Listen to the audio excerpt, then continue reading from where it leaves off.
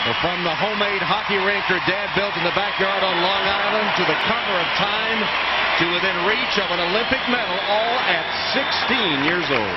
The triple toe loop.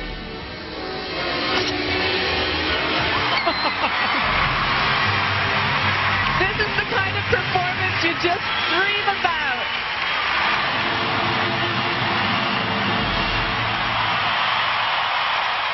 Ten years ago, a girl from Long Island got a chance to live her dream and compete for her country in the Winter Olympics. Hughes just brought the house down.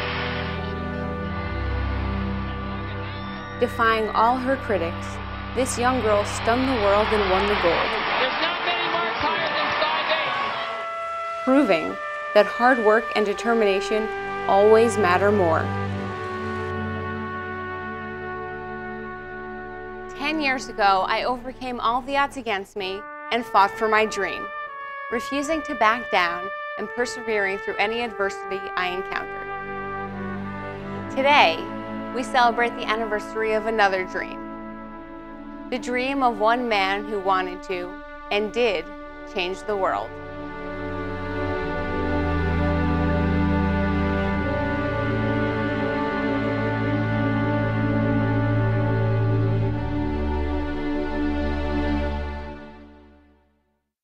Henry Viscardi Jr. was born in New York City in 1912. Born without legs, Henry was relegated to a hospital for the first years of his life.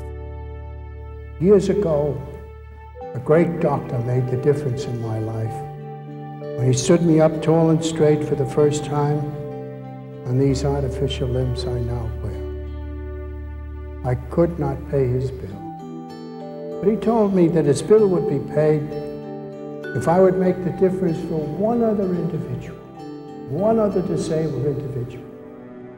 In 1952, Dr. Viscardi founded Abilities Incorporated, the first business in the U.S. staffed almost entirely by people with disabilities. Using his influence and keen ingenuity, Dr. Viscardi demonstrated the value of disabled workers to various leaders and captains of industry, proving that a disability was in no means a liability in the workplace. At a time where most children with disabilities were relegated to hospitals and asylums and denied access to education and opportunity, much like Dr. Viscardi was, he aimed to create an institution that would provide a center of academic excellence and equality to children with disabilities of all ages. Once again, defying the odds and the stigma associated with disabilities, Henry Viscardi persevered, and in 1962, he founded the Human Resources School.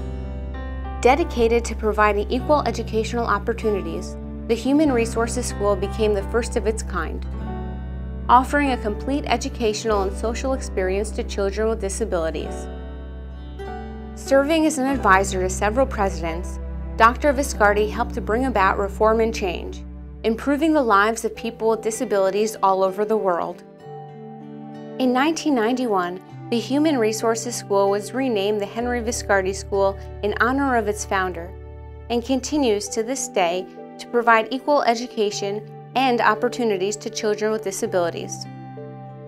What once started as a small group of teachers and students has blossomed into a comprehensive institution of higher learning dedicated to providing its students with the best possible education. Utilizing cutting-edge technology and revolutionary techniques, teachers at the Viscardi School are able to provide education to students with a vast array of differentiating disabilities. My name is Kevin Gomes. I'm a senior and I've been here for 14 years. Here in Viscardi, we use smart boards, laptops, Elmos, which is to display anything on a paper onto a big screen so everyone can see. Also, we use Dynaboxes for kids who can't really communicate, and also IntelliKeys for kids who can't accurately hit a certain key on a normal keyboard. Since I started Viscardi, the technology has increased so much. When I first started, it was just chalkboard and paper boards and everything. Now we have a lot of laptops in each classroom. smart boards in each classroom, and it's so much of a help. Having this technology here already, it will help a lot when we start in the outside world, how they have all new equipment, and if we already know the equipment, it gives us a much needed advantage against other people.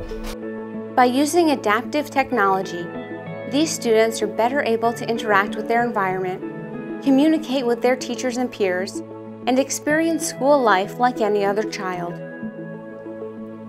Dr. Viscardi saw education as the key to a successful and prosperous life, but he also recognized a child's need to explore their inner creativity and to challenge themselves artistically.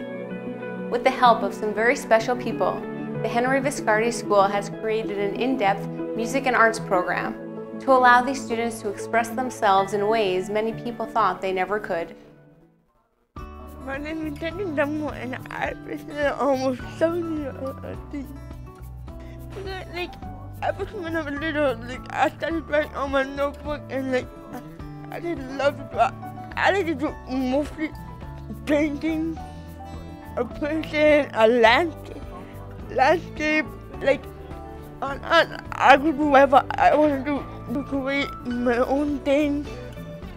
When I'm at home, like, there's nothing else to do, so I just paint whatever I feel like it. Like, it's like some kids get frustrated in the class. So they will just come to art and just do what they want to do. You can express your feelings through the art. Like, if you can't do anything, you can just draw or paint. Dr. Viscardi believed in offering his students experiences that many thought unattainable. And over the years, the generosity of people like you has given us the ability to expand, allowing a greater number of our students to participate in these activities. And I am Peyton Tansey. I've been here since I was 8, and I am now 11, and I am now in 6th grade. We're in the pool from, it depends how long, when we get in. So maybe around 40 minutes. The pool all helps us a lot. My classmates, it helps them relax their muscles so they could do more things. And it's just fun to be in the pool too. Help me physically, yes. It's the only place I can get exercise, or true exercise that actually helps me. I think the pool is really important, and everyone in the school should have it. Today, the facilities at HVS can accommodate almost any of our students. And as our population grows, so do we. Creating innovative programs and activities that lets our kids be what they are, kids. The support the Henry Viscardi School has received has allowed us to not only offer our students academic, artistic, and physical education, but the experience of what it means to be a regular kid, and to have fun doing it. My name is Christopher Ayanu, and I'm 17 years old. I'm a senior, and I've been attending the Henry Viscardi School for 4 years now. We're here today on Friday night recreation, which is like a program where we do different clubs like sports, music, cooking, drama, a lot of different clubs. I think it's important for students to have something like Friday Night Rec, because you're able to maybe make friends with people that aren't in your grade. You're able to make more friends and be more social. Friday Night Recreation, I've met like a lot more friends, and it just makes me, and I get to play with like the staff that stays. I get to interact with them in a non-school, on a non-curriculum basis. So I'm able to become friends with them, and it just makes us have a better relationship in the classroom. It's kind of brought the students more together. It kind of makes you see, like, if you, maybe you think you judge the person by the way they look, but then you get to talk to them at Friday Night Rec, and you see that they're actually a great person. Like, we're like an extended family. Like, we have brothers and sisters and all parts of the family here. Because you feel like you're just like any other person, because you can just hang out with your friends like any other teenager would do, and it just makes you feel great. Over the past 50 years, the Henry Viscardi School has grown to meet the needs of an ever-evolving population of students. With the advancement of medical and communication technology every year, more and more children with disabilities are able to attend our school, and we need to continue to grow in order to meet the needs of those children today and tomorrow. Over the last 50 years, we've all seen our share of good and bad times. But throughout it all, and just like our founder, the Henry Viscardi School has persevered and will continue to do so with the support of our amazing staff, our selfless volunteers, and our generous benefactors. Together, we can all keep Dr. Viscardi's dream for our children alive for the decades to come. Thank you, Reach for a Star, and to everyone who has supported us over these 50 years.